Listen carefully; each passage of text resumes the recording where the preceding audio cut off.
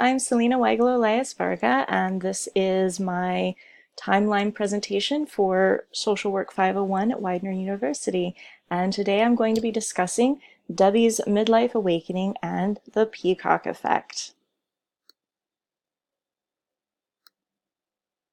So we're going to be looking at Debbie's life through the Erikens developmental stage of stage 7. In stage 7, we are looking at generativity versus stagnation. So on that I wrote, to build a greater society and to continue the journey to expand one's horizons, or to stay put and rest upon the laurels of a life created. These are decisions to be made during stage 7. Relationships may have been formed, a self-created nuclear family may be established, careers have been established and may be reevaluated. All the factors necessary for survival have been generally resolved, and now life begs the question, what more is there? And I would like to propose that Debbie answered that question with courage and strength and joy. So a bit more about midlife. When we think about the concept of midlife, general vernacular states that midlife is a crisis, right? Midlife crisis is a very common terminology. Well, that terminology came about around 1972 when Gail Sheehy published her book Passages. Now, of that, Suzanne Schmidt writes in her article, The Anti-Feminist Reconstruction of the Midlife Crisis, where she evaluates the book Passages as well as competitive literature, that drawing on the language of the women's movement and on feminist science, she, Gail, presented a concept that challenged separate roles and encouraged women's liberation. So then psychologists Levinson, Valiant, and Gould responded with a male-centered definition of midlife crisis that stigmatized criticism of gender hierarchies as man-hating and barred women from changing their lives. The notion of popularization did important work in making this the dominant meaning of midlife crisis. So when I read Suzanne Schmidt's work, it totally blew my mind. The concept that midlife crisis doesn't have to be a crisis. It can be an awakening. And when I took that in context to the life story of Debbie, I began to really develop my thesis in this presentation that midlife can be an awakening. And comparing that to the theories of Erikson, and later we'll learn a bit about Peck, I really began to see the feminist perspective of what a midlife could look like, and Debbie was an amazing example of that. So in her lifespan of the stage 7 specifically, developmental events that occurred included connecting with her friend for 23 years, Glenda, with whom she shares a birthday, and on their 40th birthday they decided to go to St. Lucia. Glenda had won tickets to a jazz festival, and so they went. And while there, Debbie met, in a rather magical way, a man by the name of Maurice. And this is where Maurice enters her story and continued to be in her story for quite some time. So what Maurice represents is someone she had a long-term love affair with, someone who she describes as being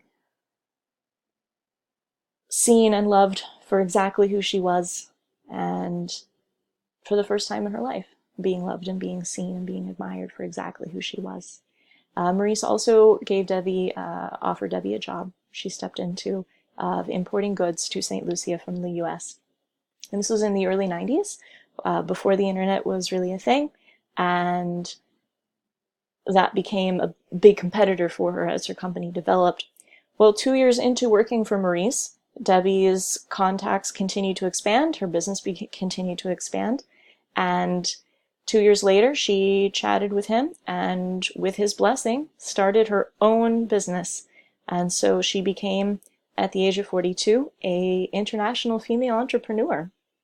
And at the age of 50, after many challenges, her marriage of 25 years ended, and at that point she describes her peacock year and becoming the new and improved Debbie. Some stage challenges and accomplishments.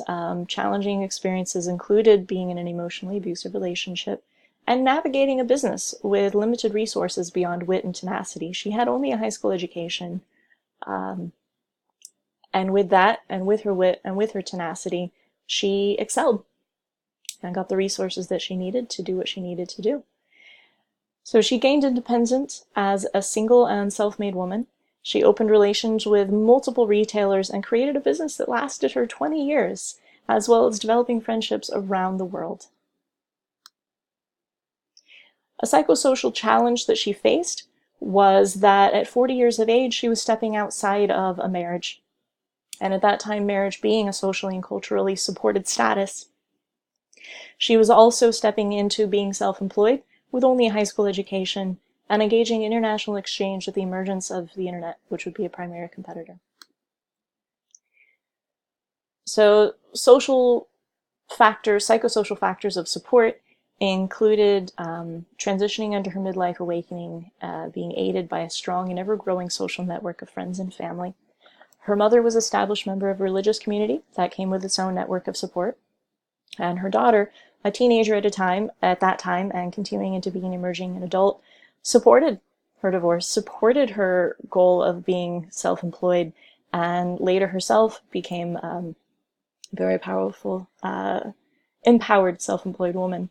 And at the age of 40, she met someone who showed her what it was like to be loved for exactly who she was, and her strong, positive outlook on life and belief system rooted that there would always be something good around the corner to keep her going through challenging times. And in that belief system, at a young age, she established the saying and the mantra, "You know what you know." And that kept her going, as belief systems often do. So the resolution of her psychosocial crisis of stepping into her midlife awakening is that in a time and environment when middle-aged women were depicted as saintly and asexual mothers, Debbie broke the mold and dove into a cinematic life, as she describes, saying yes to her sexual energy, yes to her ability to make connections around the world and run a business, and yes to her life. Bringing also into this conversation Peck's theory of the second half of life. So Robert C. Peck proposed that midlife comes with 4 adjustments to make: valuing wisdom over physical powers, socializing versus sexualizing, emotional flexibility versus emotional impoverishment, mental flexibility versus mental rigidity. And in the context of Debbie's life, valuing wisdom over physical powers, she stepped out of working as selling jewelry and being an active mother, although she continued mothering, of course, that as children grow, the responsibilities change, and stepped into using her cognitive abilities and using her social networking to excel in a business of connections. And socializing versus sexualizing, and we'll step into this later in theory criticisms, she stepped out of that. Peck theorizes that we step away from making connections for the sake of reproduction and making connections for the sake of sexual satisfaction and step into creating social connections with the goal of community and the goal of support. And Debbie found a balance in that and continued to enjoy a sexual life as well as a highly socialized life. With emotional flexibility and emotional versus emotional impoverishment, she could have chosen to remain in an emotionally abusive relationship. She could have allowed that to keep her down and keep her stuck, but knowing what she knew and having the tools and resources that she had, she chose to be flexible and chose to grow beyond that and applied also mental flexibility as opposed to mental rigidity. So, as I had said, critiquing Peck's theory, Smith, Gallacho, and Flaws, in their critique of the Midlife Women's Health Study, or analysis of the Midlife Health Study, in their paper Factors Affecting Sexual Function of Midlife Women, write that women, age 45 to 54, with a self-perceived higher quality of life, reported more frequent sexual activity. So I want to speak on Peck's assumption that as women age, they step away from the sexual selves and instead point to the literature here suggesting that there may be a bit of a chauvinist lens on that particular theory. Theory limitations on Erikson's theory specifically. Erikson's theory makes a lot of assumptions. In the case of stage 7, there's the assumption of a developed career and family. In a broader perspective, the theory is limited to cultural normativity. So while the 8 stages work well as a skeletal outline of perspective on the lifespan, It is by no means an all-encompassing or universally applicable theory, but it does give us some guidelines to look at and an easier timeline to look at as we're looking at the lifespan of a person. So with gratitude to the amazing writers that put research and time into the theories discussed today, and the work that has been covered.